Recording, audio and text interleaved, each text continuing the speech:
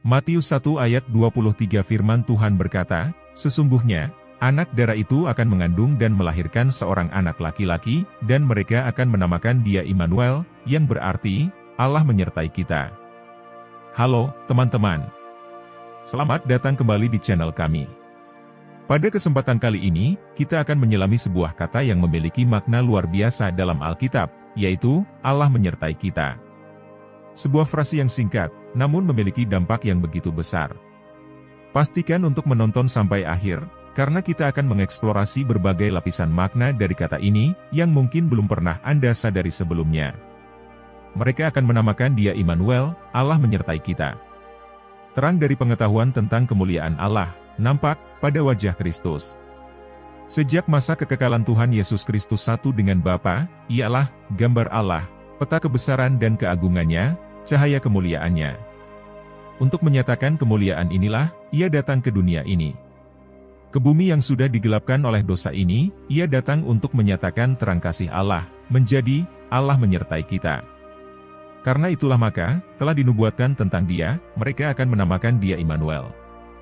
Oleh datang tinggal bersama kita, Yesus harus menyatakan Allah baik kepada umat manusia maupun kepada segala malaikat. Ialah firman Allah, buah pikiran Allah yang diperdengarkan. Dalam doanya untuk murid-muridnya ia berkata, "Aku telah memberitahukan nama MU kepada mereka, penyayang dan pengasih, panjang sabar, berlimpah kasihnya dan setianya, supaya kasih yang engkau berikan kepadaku ada di dalam mereka dan aku di dalam mereka." Akan tetapi bukan untuk anak-anaknya di dunia ini saja pernyataan ini dikeluarkan. Dunia kita yang kecil ini adalah buku pelajaran semesta alam. Maksud anugerah Allah yang ajaib, rahasia kasih penebusan, ialah pokok pikiran yang ingin diketahui oleh malaikat-malaikat, dan yang akan menjadi mata pelajaran mereka sepanjang masa kekekalan. Baik umat tebusan maupun makhluk-makhluk yang tidak jatuh ke dalam dosa akan mendapat ilmu pengetahuan serta nyanyian mereka itu di salib Kristus. Akan tampaklah kelak bahwa kemuliaan yang bersinar pada wajah Yesus itu ialah kemuliaan kasih yang lahir dari pengorbanan diri. Dalam terang yang dari Golgota akan tampak kelak, bahwa hukum kasih yang lahir dari penyangkalan diri ialah hukum hidup untuk bumi dan surga, bahwa kasih yang tidak mencari keuntungan diri, bersumber dalam hati Allah, dan bahwa dalam diri pribadi yang lemah lembut dan rendah hati itu, ternyata tabiat dia yang bersemayam dalam terang, yang tidak dapat dihampiri oleh seorang pun juga. Pada mula pertama, Allah dinyatakan dalam segala ciptaannya. Kristuslah yang membentangkan langit, dan yang meletakkan dasar bumi ini. Tangannya lah yang menggantungkan segala dunia di angkasa, dan yang membentuk segala bunga di padang. Engkau yang menegakkan gunung-gunung dengan kekuatan MU. Kepunyaan mulah laut, dialah yang menjadikannya. Mazmur 65 ayat 7 dan Mazmur 95 ayat 5. Ialah yang mengisi bumi ini dengan keindahan, dan udara dengan nyanyian. Dan pada segala benda yang ada di bumi, di udara, dan di langit, ia menyuratkan kabar kasih Bapa. Kini dosa sudah menodai benda-benda ciptaan Allah yang sempurna itu, namun tulisan tangan itu masih senantiasa ada. Sekarang ini pun semua benda ciptaan itu masih menunjukkan kemuliaan kebesarannya.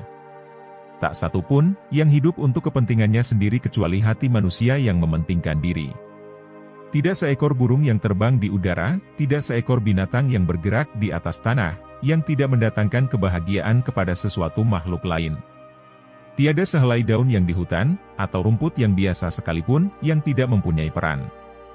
Tiap pohon, belukar dan daun menyumbangkan unsur hidup, yang tanpa itu baik manusia maupun binatang tidak dapat hidup. Sebaliknya manusia serta binatang, melayani kebutuhan hidup pohon, belukar dan daun. Bunga-bungaan menghamburkan semerbak harum serta memamerkan keindahannya guna berkat bagi dunia. Matahari memancarkan cahayanya untuk menggembirakan ribuan dunia. Lautan, yakni sumber segala mata air kita itu, menerima semua air sungai dari segenap negeri, tetapi menerima untuk kemudian memberi. Kabut yang naik dari permukaannya jatuh berupa hujan lebat untuk membasahi bumi, agar dapat mengeluarkan hasil.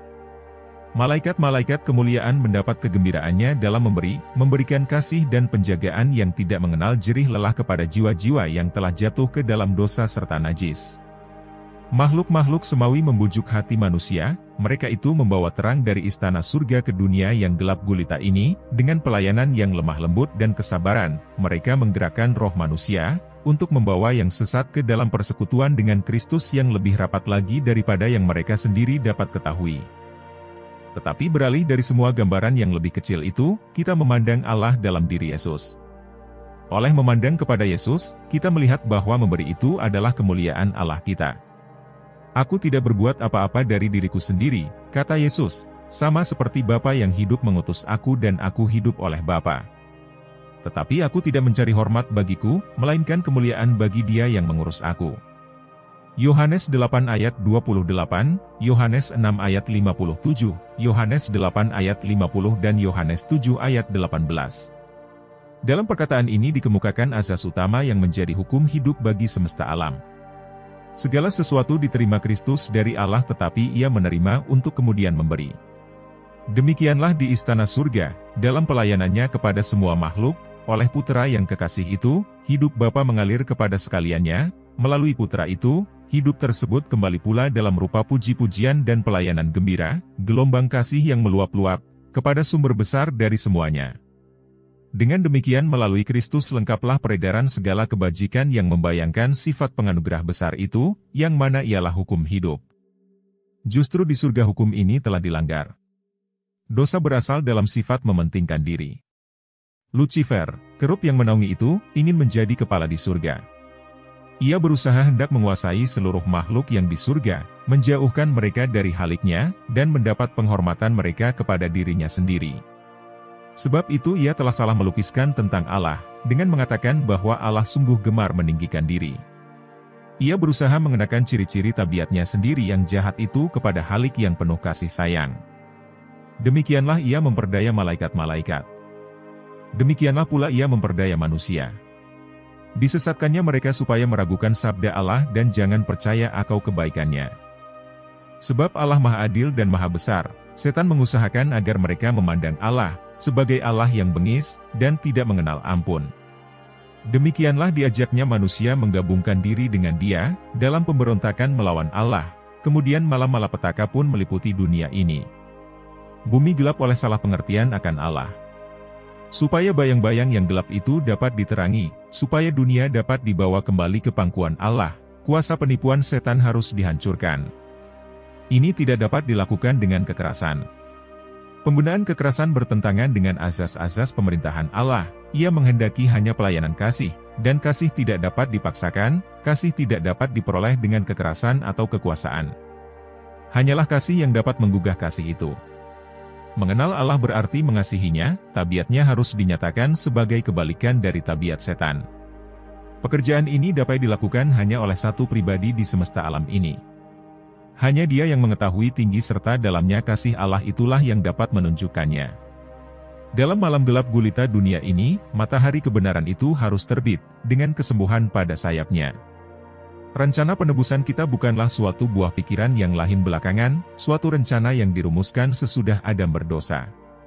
Rencana tersebut adalah wahyu yang, sesuai dengan pernyataan rahasia, yang didiamkan berabad-abad lamanya. Roma 16 ayat 25. Itu uraian azas-azas yang telah menjadi dasar singgasana Allah sejak zaman abadi. Sejak mula pertama, Allah dan Kristus sudah mengetahui kemurtadan setan, dan kejatuhan manusia oleh kuasa tipu daya pendurhaka itu. Allah tidak merencanakan supaya dosa ada, akan tetapi melihatnya lebih dahulu jauh sebelum dosa itu lahir, lalu mengadakan persiapan guna menghadapi peristiwa yang mengerikan itu. Sungguh besar kasih-Nya bagi dunia ini sehingga dijanjikannya memberikan anaknya yang tunggal, supaya setiap orang yang percaya kepadanya tidak binasa, melainkan beroleh hidup yang kekal. Yohanes 3 ayat 16. Lucifer telah berkata, "Aku hendak naik ke langit, aku hendak mendirikan tahtaku mengatasi bintang-bintang Allah, hendak menyamai yang maha tinggi." Yesaya 14 ayat 13 dan 14. Akan tetapi Kristus, yang walaupun dalam rupa Allah, tidak menganggap kesetaraan dengan Allah itu sebagai milik yang harus dipertahankan, melainkan telah mengosongkan dirinya sendiri, dan mengambil rupa seorang hamba, dan menjadi sama dengan manusia. Filipi 2 ayat 6-7. Inilah suatu pengorbanan sukarela. Yesus sebenarnya boleh tetap tinggal di sisi Bapa. Ia sebenarnya boleh tetap memiliki kemuliaan surga, dan mendapat penghormatan segala malaikat. Tetapi ia memilih menyerahkan kembali tongkat kerajaan itu ke tangan Bapa, dan turun dari tahta kerajaan alam semesta, supaya ia dapat membawa terang kepada mereka yang di dalam kegelapan, serta hidup kepada mereka yang sedang binasa. Hampir 2000 tahun yang lampau, terdengarlah suatu suara mengandung arti rahasia di surga dari tahta Allah, "Sungguh, Aku datang. Korban dan persembahan tidak Engkau kehendaki, tetapi Engkau telah menyediakan tubuh bagiku. Sungguh, Aku datang." Dalam gulungan kitab ada tertulis tentang Aku untuk melakukan kehendak Mu, ya Allahku. Ibrani 10 ayat 5-7. Dalam kata-kata ini diumumkan pelaksanaan maksud yang telah dirahasiakan sejak zaman yang kekal. Kristus sudah hampir akan mengunjungi dunia kita ini, dan menjelma menjadi manusia. Firman-Nya, "Engkau telah menyediakan tubuh bagiku." Sekiranya ia datang dengan kemuliaan yang ada padanya bersama dengan Bapa sebelum dunia ada, maka kita tidak akan tahan melihat cahaya hadirat-Nya. Supaya kita dapat melihat-Nya dan tidak menjadi binasa, kehebatan kemuliaan-Nya diselubungi. Keilahiannya diselubungi oleh kemanusiaan, kemuliaan yang tidak kelihatan dalam tubuh manusia yang kelihatan. Maksud besar ini telah dibayangkan selanjutnya dalam bayangan dan lambang. Belukar yang bernyala-nyala, yang dalamnya Kristus menampakkan diri kepada Musa, menyatakan Allah. Lambang yang digunakan untuk membayangkan kepribadian ilahi itu adalah sebuah belukar yang sederhana, yang nampaknya tiada mengandung penarikan. Belukar itu menjadi lambang ilahi. Allah yang Maha Murah itu menyelubungi kemuliaan-Nya dalam sebuah lambang yang paling sederhana, supaya Musa dapat melihatnya dan tetap hidup. Terima kasih telah menonton video ini. Jika Anda merasa terberkati dan ingin lebih dalam menggali firman Tuhan, jangan lupa untuk like, share, dan subscribe. Tinggalkan komentar di bawah tentang bagaimana makna Allah beserta kita, bagian pertama ini, telah mempengaruhi hidup Anda. Sampai jumpa di video berikutnya, dan semoga Tuhan selalu menyertai Anda.